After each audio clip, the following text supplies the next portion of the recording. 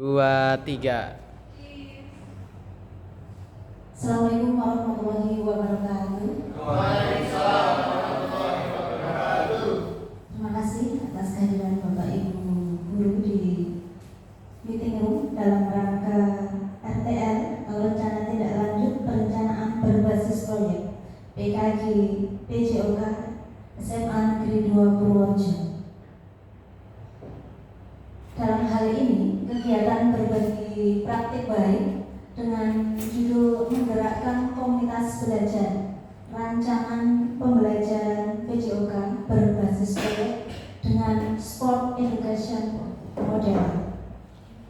Pada pertemuan kali ini nanti ada dua narasumber. Yang pertama ada Bapak Denny Hendra Wijaya, kemudian dilanjutkan oleh narasumber kedua yaitu Bapak Sri Prima Joko Setiawan. Pak Prima. Baiklah Bapak Ibu, untuk menghemat waktu langsung saja kita simak, kita belajar dari narasumber hebat kita Bapak Denny Hendra Wijaya. Kepada Bapak Denny Hendra Wijaya kami persilakan. Terima kasih. Sebelumnya bismillahirrahmanirrahim. Assalamualaikum warahmatullahi wabarakatuh. Selamat siang dan salam sejahtera untuk semuanya. Yang saya hormati teman-teman, rekan komunitas, rekan guru dari SMA Negeri 2 Purworejo. Pertama-tama yang paling utama, marilah selalu panjatkan puja-puji syukur kehadirat Allah Subhanahu wa Ta'ala, Tuhan yang Maha Esa, yang selalu memberikan kita rahmat, hidayah serta inayahnya sehingga kita dapat berkumpul di meeting room tanpa halangan suatu apapun. Terima kasih kepada rekan-rekan semua atas kesediaannya, atas kerjasamanya. Dalam hal ini kami diberi tugas oleh Balai Guru Penggerak untuk melaksanakan rencana tindak lanjut, yaitu berbagi praktik baik. Dalam hal ini kami berbagi praktik baik menggerakkan komunitas belajar, merancang pembelajaran PJOK berbasis proyek dengan SEM atau Sport Education Model. Latar belakangnya, SEM ini adalah salah satu model pembelajaran PJOK yang berkelanjutan dan bermakna bagi murid, karena SEM itu menekankan pentingnya memberikan pengalaman berbagi peran. Murid diharapkan pada situasi yang mencerminkan kehidupan yang nyata di dunia olahraga, yang membantu mereka mengembangkan pemahaman yang lebih dalam tentang peran serta tanggung jawab masing-masing, terutama dalam meningkatkan partisipasi setiap individu. Penjelasannya begini, bahwa setiap anak itu punya potensi dan kemampuan yang berbeda-beda. Jadi dalam SEM ini, kalau kita menyelenggarakan pertandingan, ada anak yang nanti menjadi pemainnya atau atletnya, ada yang bertugas berperan sebagai wasitnya, ada yang berperan sebagai supporternya, ada yang berperan di hal-hal lain. Itu adalah bagaimana aplikasi dari SEM. Jadi kita dalam kehidupan nyata, kalau pertandingan itu ada kepanitiaannya. Jadi nanti ada anak yang bertanding dan anak yang menjadi panitianya. Kemudian, ya, yang akan saya jelaskan lebih lanjut adalah SEM yang akan dilaksanakan di SMA Negeri 2 Purworejo di kompetisi sepak bola Gama Padma. Jadi nanti setelah PSA S1 di pertengahan Desember, sekolah kami akan mengadakan sebuah pertandingan di cabang sepak bola dengan tema Gama Padma. Nah, nanti pembelajaran ini berbasis proyek, diharapkan program ini ada menjadi program yang nanti bermanfaat untuk siswa. Proyek ini dipilih karena sekolah memiliki yang pertama aset manusia seperti kepala sekolah yang selalu mendukung praktik baik yang dilakukan guru, kemudian rekan sejawat yang mampu berkolaborasi dengan baik, serta murid-murid yang aktif dalam bidang olahraga. Aset fisik, di mana sarana prasarana yang ada di sekolah sangat memadai menyelenggarakan kegiatan ini. Kemudian juga didukung aset finansial. Peserta didik itu kemarin mau dan mampu untuk menyelenggarakan pertandingan ini dengan melaksanakan iuran. Kemudian harapannya ya nanti peserta didik ada rasa solidaritas, kerjasama dan sportivitas. Tujuan program seperti dengan visi yang ada di SMA Negeri 2 Purworejo adalah dengan adanya SEM yang akan kita laksanakan itu mewujudkan siswa yang lebih bertakwa, berprestasi, sehat, gembira dan punya karakter unggul. Pemahaman siswa tentang olahraga tentunya mengembangkan pengetahuan mereka, keterampilan mereka dan juga melalui aksi nyata. Penekanannya adalah melalui situasi yang nyata, artinya di pertandingan tersebut itu pertandingan yang sering dilaksanakan.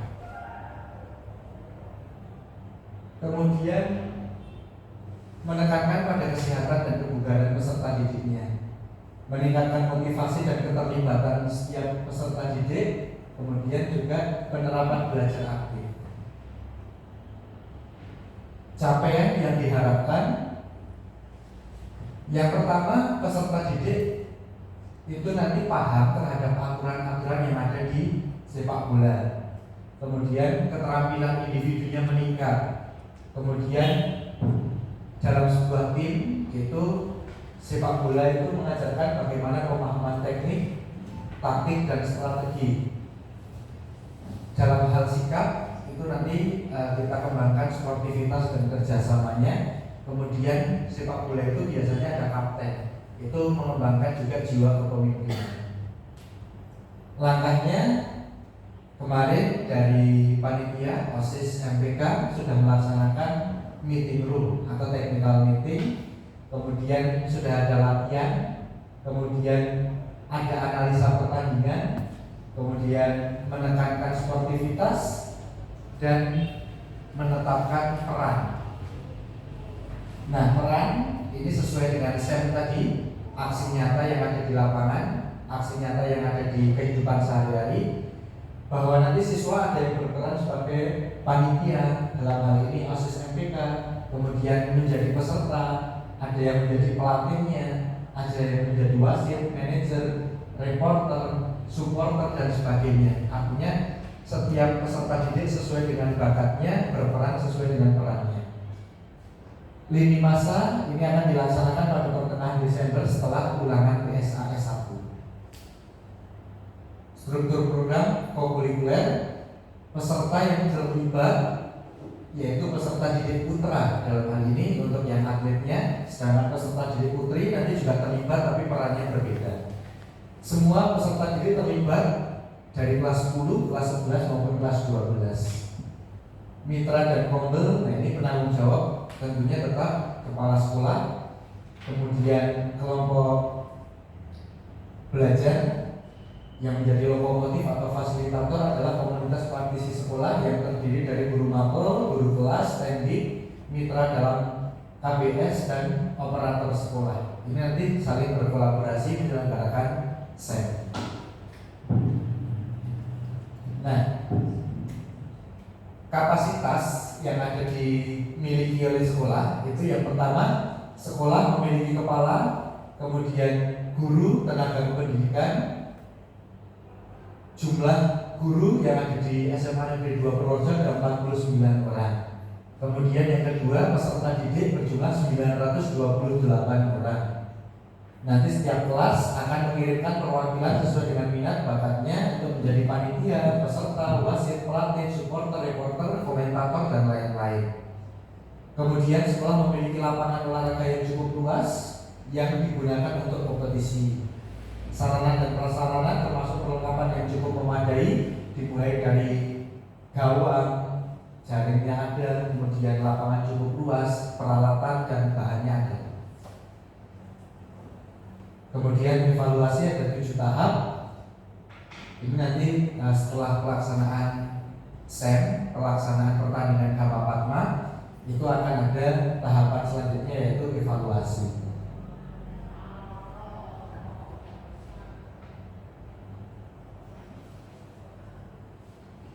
Nah, yang pertama adalah kita bahas juga setelah membahas bagaimana perencanaan di awal, kemudian ada tantangan yang dihadapi.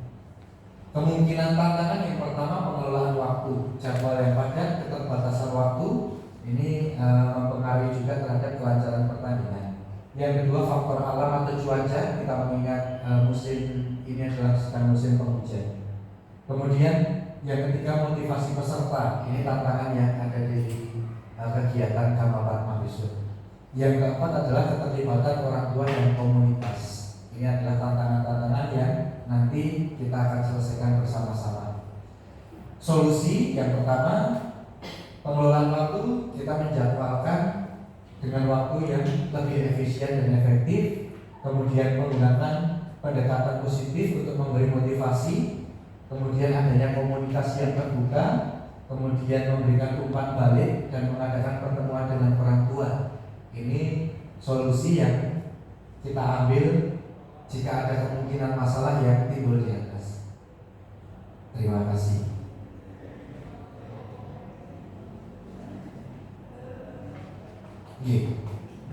Sebelumnya ada pertanyaan sebelum saya melanjutkan ke penjelasan tentang Gama Padma. Ada pertanyaan? Atau di akhir nanti? Oke.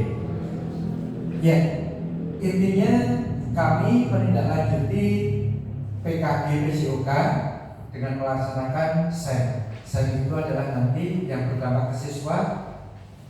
Mereka merasakan menjadi panitia yang sesungguhnya. Kalau di pembelajaran di kelas kan hanya mengikuti instruksi dari guru. Kalau SEM ini itu nanti siswa benar-benar menjadi sebuah penyelenggara dan berbagi peran. Jadi anak itu di SEM akan dinilai sesuai dengan perannya masing-masing. Lanjut, Gama Padma SMA Negeri 2 Purworejo. Nah, yang pertama kami akan membahas tentang manajemen pertandingan olahraga. Bagaimana manajemen itu adalah suatu kegiatan perencanaan dan pelaksanaan pertandingan perlombaan cabang-cabang olahraga. Tujuannya panitia itu mampu merencanakan, mengatur pertandingan sehingga pertandingan berjalan dengan lancar dan tertib. Sehingga kita perlu adanya manajemen pertandingan olahraga. Ya, persiapan menjelang pertandingan, kemudian saat pertandingan dan sesudah pertandingan. Ini ada 3 tahap. Bagaimana nanti menentukan bidang tugas, menentukan tenaga kerja, menentukan anggaran, menentukan peserta, kemudian juga ada undangan untuk pesertanya, menyiapkan alat dan tempat, menyusun acara pertandingan, dan menyusun peraturan. Ini adalah tahap-tahap dalam manajemen pertandingan olahraga atau SEM tadi.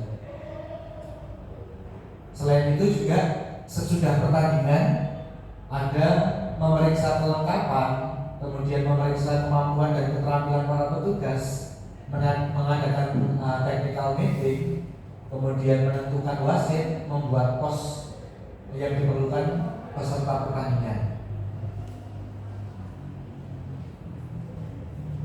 Nah, tentunya juga dalam kegiatan diharapkan tetap menjaga kelancaran dan ketertiban. Bagaimana nanti dalam SEM itu ada pengaturan tempat duduk penonton, ya, bagaimana supporter diletakkan biar nanti benar-benar nanti terkondusif situasinya.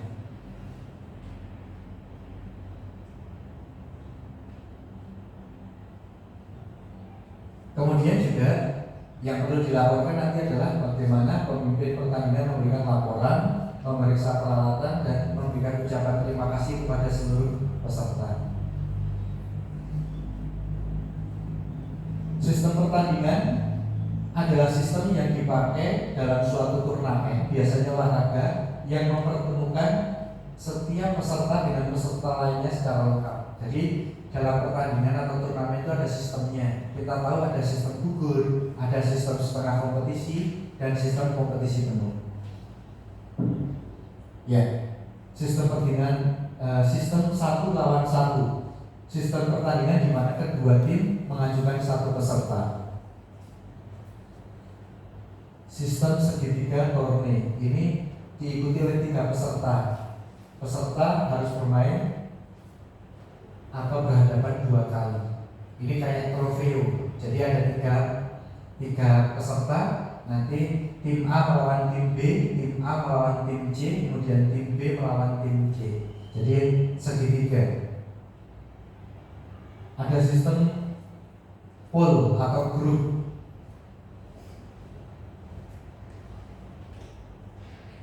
Mengurangi jumlah pertandingan tanpa merugikan hak-hak peserta dan tetap menjalankan faktor-faktor keadilan. Di dalam tiap pool dapat menggunakan sistem gugur, sistem kompetisi atau sistem dengan mempertimbangkan waktu dan jumlah pesertanya.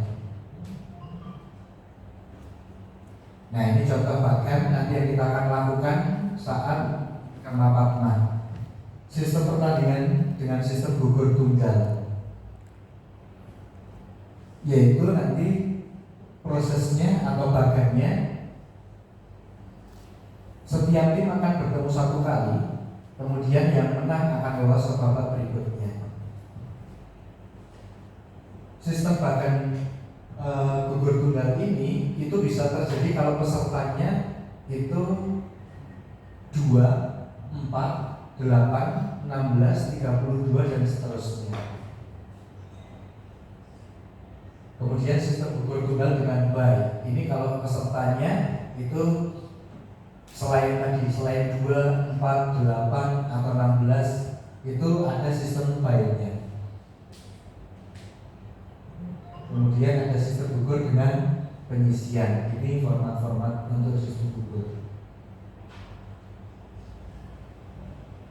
Dan dengan sidip. Ini kalau sudah tahun lalu ada pemenangnya, juaranya itu biasanya juara 1 dan 2 akan dipisah. Ini sistem gugur dengan sidip.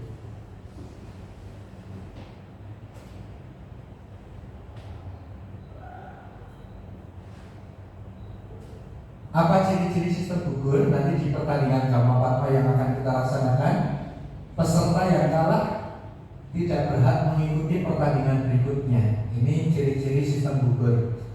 Nanti pemenang akan melawan pemenang. Kemudian peserta yang tidak terkalahkan otomatis sebagai juaranya. Dalam pertandingan besok di Karma Padma ada keuntungan dan kelemahan karena kita memakai sistem gugur. Keuntungannya bisa mengcover pertandingan yang lumayan banyak. Jadi besok akan dilaksanakan oleh 9 kelas atau 9 tim. 9 tim itu dengan pertandingan yang lumayan banyak itu tercover oleh pertandingan sistem gugur ini. Kemudian juga menghemat waktu dan biaya. Kelemahannya itu kalau peserta yang kuat ketemu di babak penyisian, otomatis salah satunya gugur. Ada peserta yang kuat berhadapan dengan peserta yang lemah, itu juga kelemahan berikutnya karena sistemnya adalah pengundian. Kemudian peserta yang maju ke babak berikutnya belum tentu tergolong peserta yang berprestasi. Berbeda dengan sistem setengah kompetisi atau kompetisi penuh yang tiap pesertanya bertemu 1 kali. Kalau gugur, yang belum tentu yang gugur itu dilawankan dengan yang menang di pool lain itu juga bisa menang lagi. Ini sistem kompetisi. Ya, tadi sudah saya bahas bagaimana ada sistem setengah kompetisi dan sistem kompetisi penuh.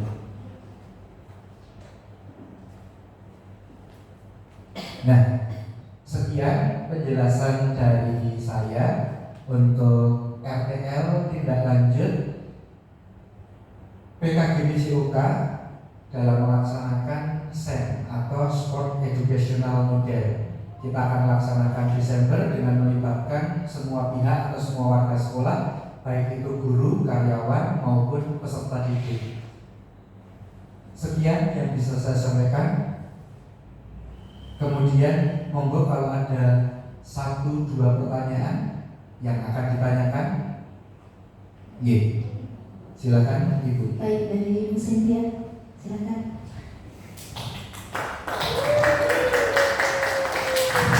Oke, terima kasih atas waktu yang sudah diberikan. Dari penjelasan Pak Denny tadi menyampaikan tentang SEM atau Support Education Model.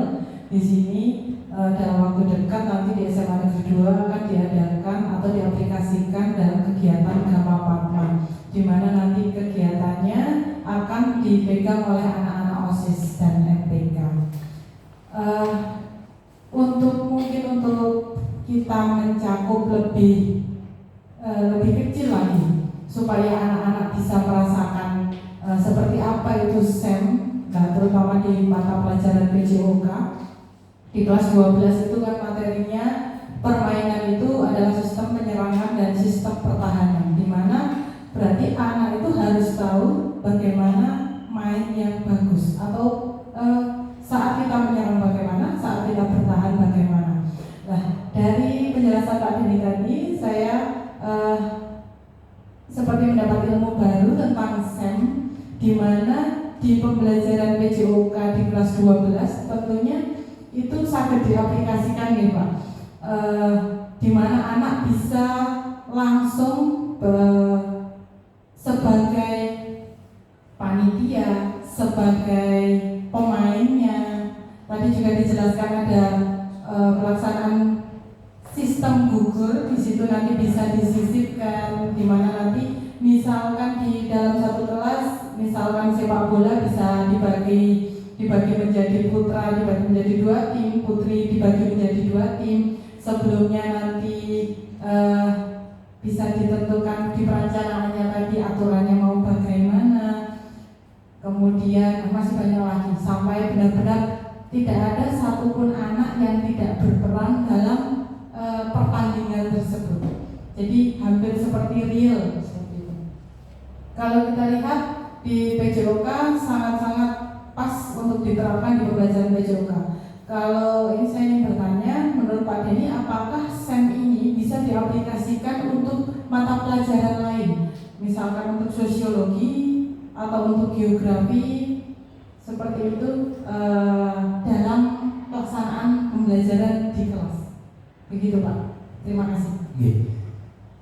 Sebelumnya terima kasih atas tanggapan yang positifnya dan terima kasih atas pertanyaannya. Jadi SEM ini memang mengajarkan siswa untuk benar-benar di kenyataan dalam kehidupan sehari-hari, bahwa siswa itu ternyata memang punya banyak bakat dan potensi yang berbeda. Nah, bagaimana dilakukan di pembelajaran lain, saya kira tetap bisa. Tinggal nanti misalkan dalam pembelajaran sosiologi atau pembelajaran yang lain itu nanti diperankan sebagai apa. Yang paling mudah berbagi peran kalau di bahasa Indonesia mungkin. Jadi ada yang siswa itu punya kemampuan mendengar yang bagus, ada yang kemampuan menulis yang bagus, ada yang kemampuan bicaranya yang bagus. Misalkan dalam meliput sebuah ini ya, ada sebuah pertandingan gitu ya, nanti di bidang bahasa itu bisa menerapkan itu. Di bidang sosiologi juga bisa. Nanti sesuai dengan materi yang ada, misalkan materi sosiologi tentang kasta misalkan, atau tentang patriarki atau apa, itu nanti langsung bisa diperankan dalam sebuah drama juga bisa di sosiologi. Jadi nanti anak ada yang berperan, itu juga mengajarkan nanti, oh anak ini ternyata public speaking-nya bagus. Ada yang menjadi mungkin pengambil videonya, ada yang mungkin nanti bisa jadi komentatornya atau yang lain, atau pembuat skenario-nya dan lain-lain.